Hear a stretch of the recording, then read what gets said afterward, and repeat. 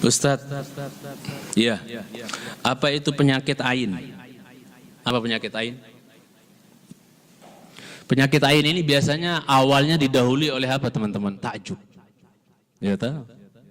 Masya Allah, ada orang anaknya cakep, ganteng misalnya, cantik putrinya. Ya, awalnya mungkin takjub, orang lihat, ih Masya Allah lucunya, ya so beautiful gitu loh. Maksud, cantiknya, gantengnya, takjub. Lama-lama apa? Mungkin dia ingat anaknya jelek misalnya kan, langsung apa? Mata hasad itu, mata jahatnya itu, memandang dengan apa? Penuh dengki. Cantik banget ya, cuman ujung-ujungnya apa? Mata hasad. Jadi penyakit ain itu disebabkan oleh apa? Penyakit yang disebabkan oleh pandangan mata jahat, mata hasad. Dan tidak hanya mengenai bayi. Kan banyak orang mikir kan yang kena apa ain itu penyakit apa hanya bayi. Tidak. Wong jenggotan kayak kita juga bisa kena. Benda mati pun bisa apa? Bisa kena ain. Mobil kata Syekh Utsaimin bisa kena itu. Ada orang, keren mobilnya, tapi matanya hasad, hatinya dengki, hasad. Itu bisa mogok loh mobil walaupun baru.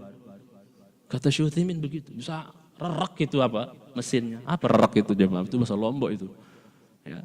Bisa mogok itu. Ya. Ada orang misalnya sanjung-sanjung suaminya di hadapan mak-mak yang lain. Suami saya mah tuh lihat tuh suami saya. Yang itu loh, yang itu ganteng kan, tinggi kan, putih kan, kayak sapi gitu. Ya, sanjung-sanjung suaminya. Ya.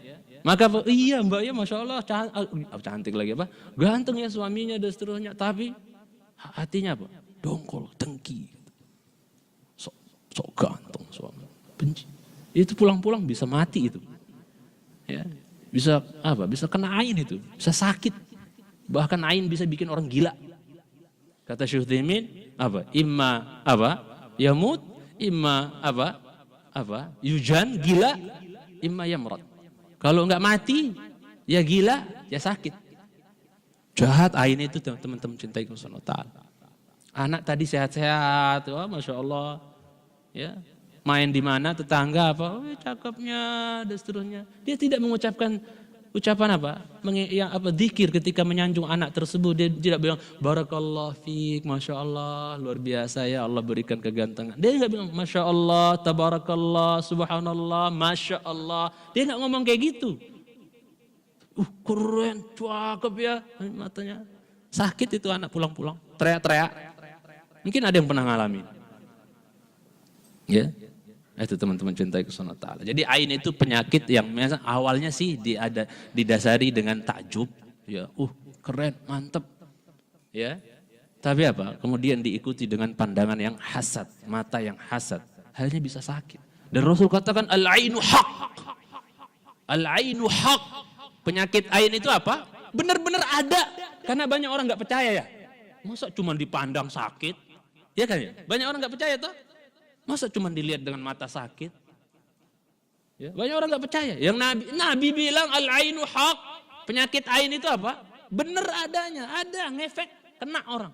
Nabi yang bilang sallallahu alaihi wasallam. Teman-teman dicintai karena Allah Subhanahu wa ta'ala.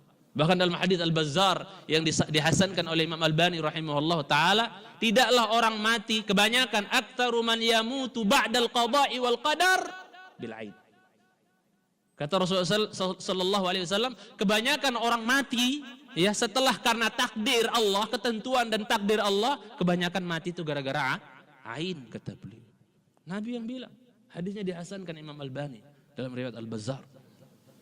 Ya, terus cintai Subhanahu wa ta'ala, enggak main-main loh. Enggak main-main masalah ain ini.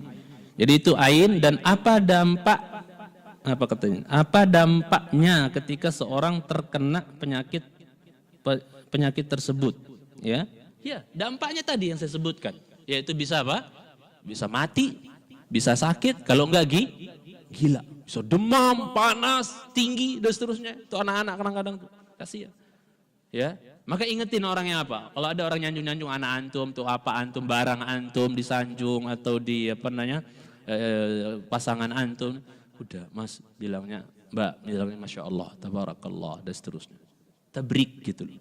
Ya, bilang barakallah. Karena enggak bisa sakit itu. Kasihan suaminya, kasihan barangnya, kasihan anaknya. Itu teman-teman cintai Allah Subhanahu wa taala. Bisa kena. Ada hadis dalam Muwatta Imam Malik, ya, anak mumpung ingat ya, dalam Muwatta Imam Malik ada hadis ya tentang kisahnya Sahal bin Hanif radhiyallahu taala anhu. Jadi ceritanya Sahal bin Hanif ini teman-teman, dia dalam perjalanan haji itu sempat mandi di sebuah daerah. Ketika sampai di daerah Juhfah, itu ada sejenis kolam lah, kumpulan tempat air, pokoknya kayak kolam lah. Dia mungkin udah dekil rasa badan, dia ingin mandi. Dan Sahal bin Hanif ini, sorry teman-teman, maksudnya maaf nih, ya, itu sangat ganteng orangnya, putih kinclong, ngalahin kulitnya Akhwat, ya, kulitnya Sahal bin Hanif itu cakepnya luar biasa. Banyak sahabat dulu di Madinah itu cakep-cakep. Ada Dihya al-Kalbi yang sampai Jibril pernah menjelma seperti dia. Sampai Aisyah aja, oh Masya Allah. Aisyah itu terpesona ngelihat kegantengannya Dihya al-Kalbi. Yang Jibril pernah ketika menjelma seperti beliau, ya, itu datang, ya, dilihat oleh Bunda Aisyah radhiyallahu taala anha. Ya. Maka teman-teman yang cintai, ketika sahabat Sahal bin Hanif ini mau mandi, dibuka pakaian luarnya. Pakaian luarnya dibuka. Maka masih ada ya pakaian dalam yang menutupi, mandilah beliau. Ketika ada sahabat namanya Amir bin Rabi'ah lewat. Sahabat lewat, enggak jauh kan dari pinggir jalan tuh tempat mandi itu. Ya, lewat orang-orang. Nah, kalau Amir bin Rabi'ah itu sempat bilang apa? Aneh, belum pernah seumur-umur lihat kulit sekinclong ini, kata dia. Secakep ini, Masya Allah. Kayak kulit adra, kata dia. Tahu adra? Adra, gadis yang dipingit. Gak keluar-keluar. Kayak kulit gadis gitu. Tapi dia gak bilang apa? Barakallahu, Masya Allah, Subhanallah kulitnya. Tidak ngomong kayak gitu. Ya, hanya bilang, aku gak pernah lihat kulit selama-lamanya. Gak pernah lihat kulit secakep ini. Antum ingat kisah ini juga ya, kisah Musa. Musa itu orangnya apa teman-teman? Orangnya tertutup, pakaiannya menutup sekali. Ya, tertutup, jarang kelihatan kulitnya. Kecuali muka dan memang yang biasa tampak. Itu jarang kelihatan. Wala betis, wala paha, wala dada, wala ya pergelangan. Enggak, tertutup orangnya Musa itu. Sampai difitnah oleh Bani Israel. Musa itu korengan tahu. Makanya dia tutup-tutup terus tuh. Dia kusta itu, Musa itu. Makanya dia tertutup orangnya pakaiannya. Allah bantah.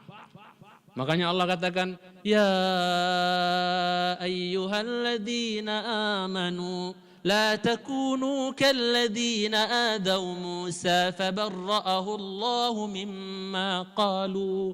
Jangan kalian, wahai orang beriman, seperti orang-orang yang menyakiti Musa, memfitnah Musa. Ya. Kemudian Allah lepaskan ya Musa dari tuduhan tersebut. Ketika apa teman-teman? Ketika Musa suatu hari mandi, antum tahu hadisnya dalam hadis Bukhari. Ketika Musa suatu hari mandi, itu apa teman-teman?